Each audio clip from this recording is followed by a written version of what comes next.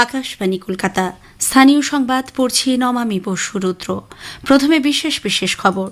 মুর্শিদাবাদের শামশেরগঞ্জে সংশোধিত ওয়াকফ আইন বিরোধী আন্দোলনের জেরে নিহত বাবা ও ছেলের খুনের ঘটনায় দোষী সাব্যস্ত ১৩ জনকেই যাবজ্জীবন কারাদণ্ডের নির্দেশ জঙ্গিপুর মহকুমা আদালতের।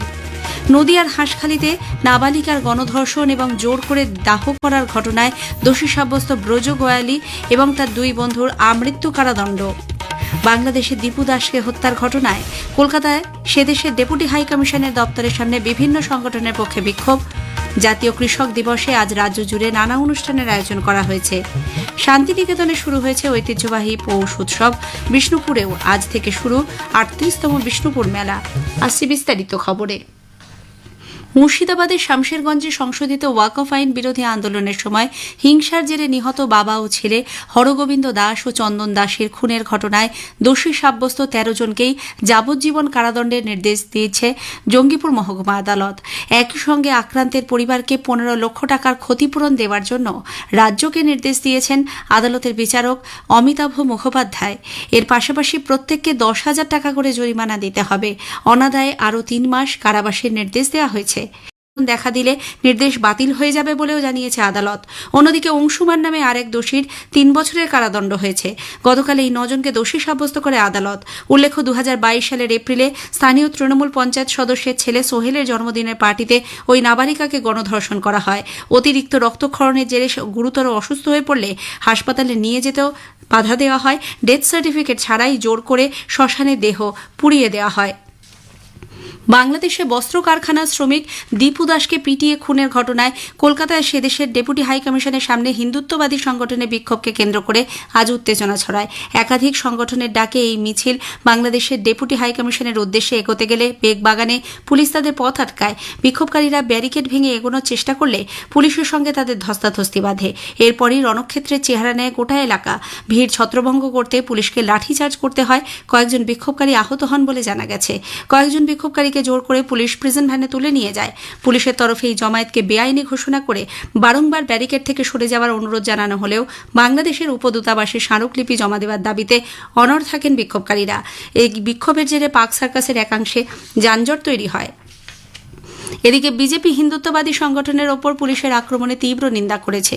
কলকাতায় আজ এক সাংবাদিক বৈঠকে বিরোধী দলনেতা শুভেন্দু অধিকারী জানিয়েছেন, পুলিশের যে বিভৎসতা আজ দেখা গেছে এবং যেভাবে বিনা প্ররোচনায় আন্দোলনকারীদের ওপর আক্রমণ চালিয়েছে তাতে স্পষ্ট বোঝা গেছে মুখ্যমন্ত্রী হিন্দুদের প্রতিবাদে আতঙ্কিত। শ্রী অধিকারী বলেন, বাংলাদেশে নিহত হিন্দু যুবক অন্য ধর্মের কারোর আস্থা ও বিশ্বাসে আঘাত দিয়ে কোনো মন্তব্য করেছেন এমন কোনো প্রমাণ পাওয়া যায়নি। তা সত্ত্বেও সে দেশের সরকার এবং পুলিশ প্রশাসন থানা থেকে তাকে বের করে ক্ষুব্ধ মৌলবাদীদের হাতে তুলে দিয়েছে। এই ঘটনা পৃথিবীতে বিরলতম। বাংলাদেশের ঘটনার প্রতিবাদে আগামীকাল হিন্দুত্ববাদী সংগঠনগুলি রাজ্যের বাংলাদেশ সীমান্ত এলাকাগুলিতে প্রতীকী অবরোধ করবে। এরপর ২৬ তারিখ তিনি আবারও বাংলাদেশ ডেপুটি হাইকমিশন অভিযান করবেন এবং ডেপুটি হাইকমিশনারের সঙ্গে দেখা করার জন্য ইতিমধ্যেই তাকে চিঠি দিয়েছেন বলে শ্রী অধিকারী জানিয়েছেন।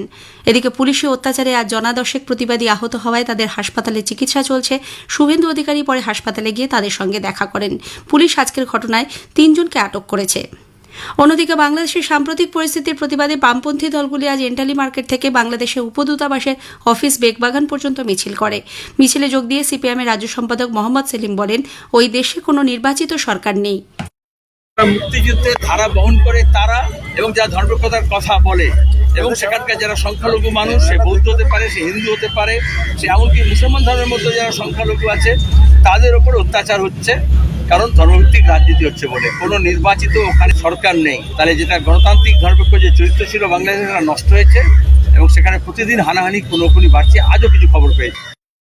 অন্যদিকে প্রবীণ কংগ্রেস নেতা অধীর রঞ্জন চৌধুরী বলেছেন, বাংলাদেশে এক ভয়াবহ পরিস্থিতির সৃষ্টি হয়েছে। এরকম পরিস্থিতিতে কেন্দ্রের পদক্ষেপ করা প্রয়োজন বলে মন্তব্য করেন অধীরবাবু। প্রধানমন্ত্রী নরেন্দ্র মোদী ২৮শে ডিসেম্বর আকাশবাণীতে মন কি বাত অনুষ্ঠানে তাঁর চিন্তাভাবনা দেশ বিদেশের মানুষের সঙ্গে ভাগ করে নেবেন। এটি হবে মাসিক এই বেতার অনুষ্ঠানের ১২৯তম পর্ব।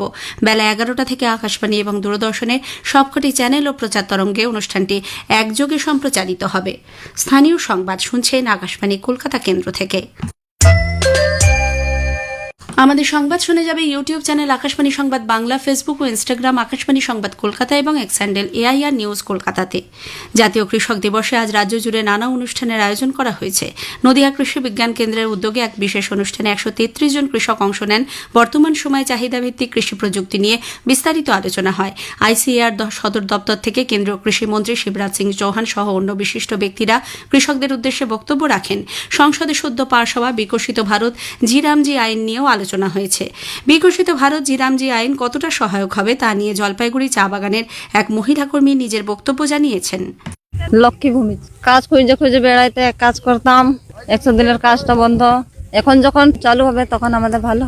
এর কাজটা 125 দিন করছে, তখন পাবো ধরবে। এটা আপনার সুবিধা হবে? হ্যাঁ, সুবিধা হবে। কাজ পাওয়া যাইতো না, বাগানের কাজ তো নাই, তখন এই কাজটা দিলে ভালো। বুধবারের আজকের প্রসঙ্গে শুনবেন বিশেষ আলোচনা প্রধানমন্ত্রী কিষাণ সম্মান নিধি প্রকল্প। উত্তর 24 পরগনা কৃষি বিজ্ঞান কেন্দ্রের বিষয়বস্তু বিশেষজ্ঞ ডক্টর চিন্ময় মাঝির সঙ্গে কথা বলেছেন দিব্য দে। আকাশবাণী সংবাদ প্রযোজিত অনুষ্ঠানটি রাত 9:30 গীতাঞ্জলি ও DTH বাংলায় শোনা যাবে। অনুষ্ঠানটি আমাদের সোশ্যাল মিডিয়া প্ল্যাটফর্মেও শুনতে পাবেন। কলকাতা প্রেস ক্লাবে আজ সপ্তাহব্যাপী গ্রাম কৃষ্টি উৎসবের সূচনা হয়েছে। রাজ্য সরকারের সহযোগিতায় বিভিন্ন জেলা থেকে লোকাঙ্গিকের হরেক পসার নিয়ে এখানে অংশ নিয়েছেন কুটির ও কারুশিল্পীরা। বিকেলে মেলার উদ্বোধনী অনুষ্ঠানে উপস্থিত ছিলেন সাহিত্যিক সাংবাদিক শঙ্করলাল ভট্টাচার্য, ডক্টর পার্থ চট্টোপাধ্যায়, কলকাতা প্রেস ক্লাবের সভাপতি স্নেহাশা সুর, সম্পাদক রিংসুক প্রামাণিক প্রমুখ।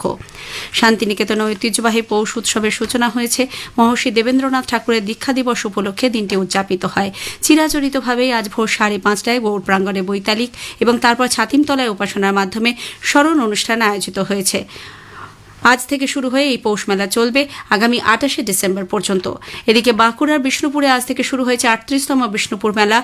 বর্ণাঢ্য শোভাযাত্রার পর মেলার উদ্বোধন করেন রাজ্যের মন্ত্রী মলয় ঘটক এবং জ্যোৎস্না মান্ডি। মেলা চলবে 29 ডিসেম্বর পর্যন্ত। মেলার এবারের থিম আদিবাসী সংস্কৃতি। শেষ করার আগে স্থানীয় সংবাদের বিশেষ কিছু অংশ আরও একবার। মুর্শিদাবাদের শামশেরগঞ্জে সংশোধিত ওয়াকফ আইন বিরোধী আন্দোলনের জেরে নিহত বাবা ও ছেলের খুনের ঘটনায় দোষী সাব্যস্ত 13 জনকেই যাবজ্জীবন কারাদণ্ডের নির্দেশ জঙ্গিপুর মহকুমা আদালতে। নদিয়ার হাঁসখালিতে নাবালিকার গণধর্ষণ এবং জোর করে দাহ করার ঘটনায় দোষী সাব্যস্ত ব্রজ গোয়ালি ও তার 2 বন্ধুর আমৃত্যু কারাদণ্ড। স্থানীয় সংবাদ শেষ হলো। এরপর খেলার খবর 8:10 মিনিটে।